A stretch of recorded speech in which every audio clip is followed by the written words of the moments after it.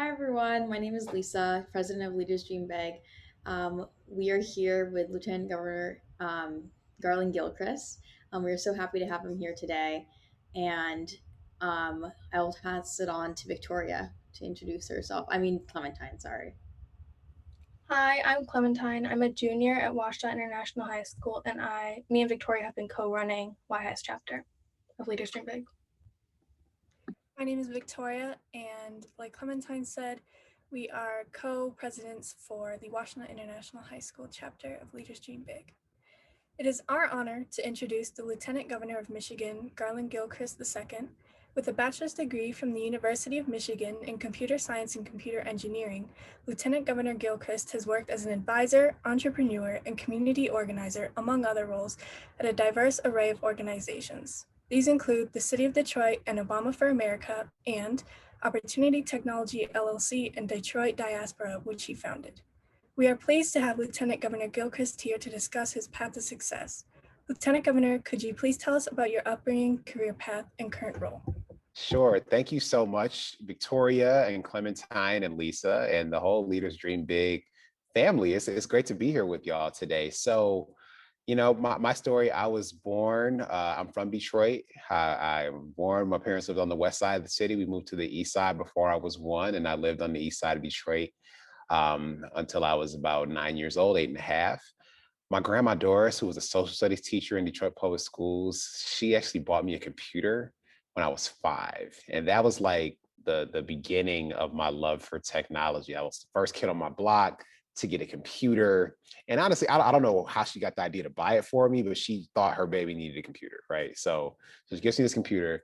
And my parents, they really let me have it. Like they didn't like commandeer it and use it for work or whatever. Like they let it be my toy. And so I got a chance to take it apart and do all this stuff with it. And that gave me a love for technology, but it also gave me comfort and confidence that I could control technology, that I can make it do what I wanted it to do. And so I fell in love with it, stuck with me all the way through high school. My first job when I was 16, I built computers myself and installed them in neighborhood centers across the city. I installed the first ones at a rec center on the west side of Detroit and taught a computer class there. And so that's how I got to love technology. I took that through college. Studying computer engineering and computer science at the University of Michigan College of Engineering. Go Blue! Everybody should go to University of Michigan. And then after that, I wanted to be a software developer. That's what I wanted to do. So I actually, after graduating, I moved all the way to Seattle, Washington, on the West Coast to be a software developer at Microsoft. And I helped grow the SharePoint business to the fastest growing business in the history of Microsoft. All the stuff that you like about SharePoint, that's the stuff I did. All the stuff you don't like, it's not the stuff I worked on. But it was such a great learning experience. And I was out there for 4 years. But at the time, I also I started a political blog. It was 2005, like when political blogging was a relatively new idea. I started a political blog with a couple of my friends, and I got involved in just people who were talking about public events and current events, and which led to me meeting people who worked in the progressive political movement. It led to me volunteering for Barack Obama's first presidential campaign in Seattle, Washington in 2008. And I got a chance again to be a normal volunteer, making phone calls in a campaign office. It gave me like a list of people to call.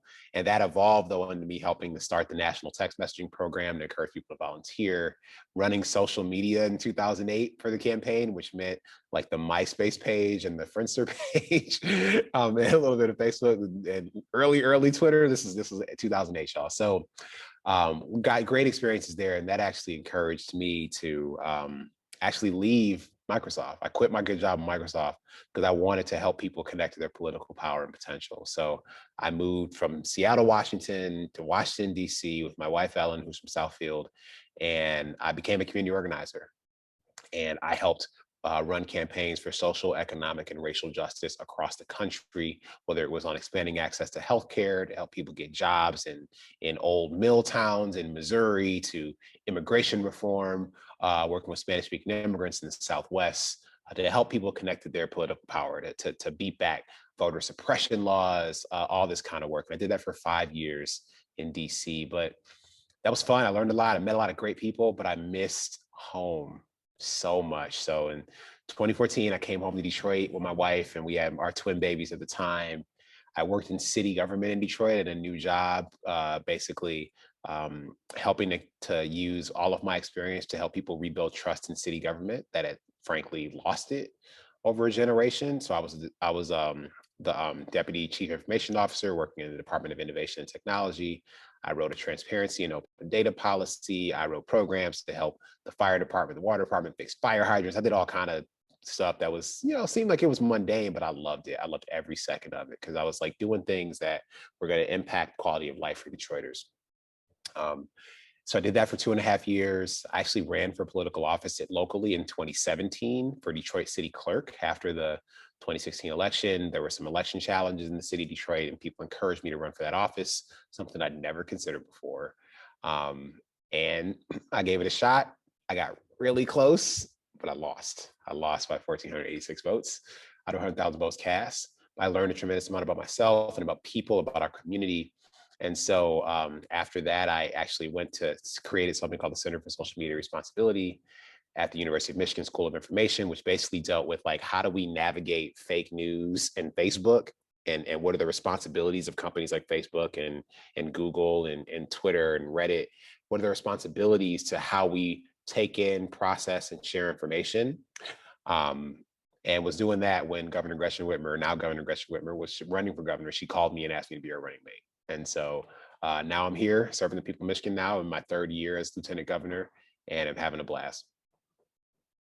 Wow, thank you for sharing that. That was all very insightful.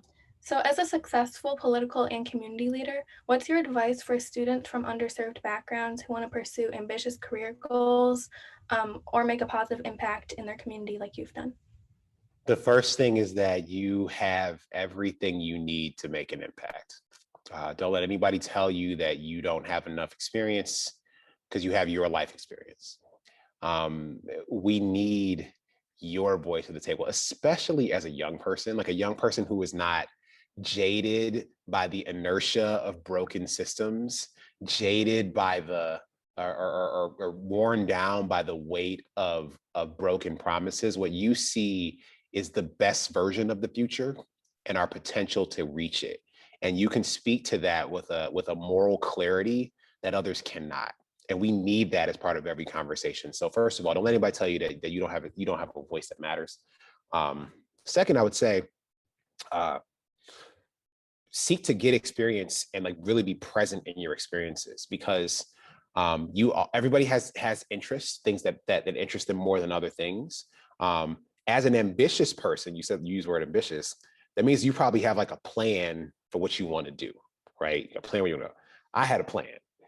This wasn't my plan. What I'm doing now, like my plan was to finish Michigan, work at Microsoft, go to business school, and be an entrepreneur. That was my plan. Like I did the entrepreneur thing kind of alongside the other stuff I named, but I didn't follow my plan. But all of my experiences prepared me for the public service that I'm carrying out right now. And so as you are engaged in all of the experiences that you're going through, like embrace them. Like even if they're hard, they're not always going to be fun. Embrace them because they are preparing you for something greater. And just lean into that, because you never know exactly what you're being prepared for, but it probably isn't what you planned for. Thank you so much for answering that question. We greatly appreciate you taking the time to meet with us, and we hope to see you soon. Thank you. Oh, it's my pleasure. Thank you. I think what I've learned about this organization is awesome in terms of exposing young people to new horizons. I'm the reason that I was able to dream as a student was because I was exposed to things, whether it's my grandmother took me to Lansing. I walked up the same steps that I gave my inauguration speech from as a 7-year-old.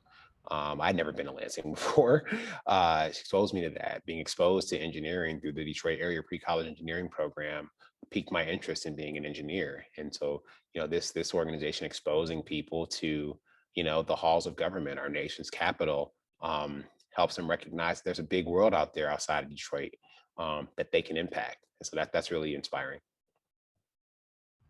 Thank you for those encouraging words. Thank you. Thanks for watching this video. Subscribe to our channel for more resources on college and career, leadership, education, interview with leaders, and more. Follow our other social media pages for updates and upcoming events. Check out our website for some more ways you can get involved in this project and learn some more about who we are and what we do.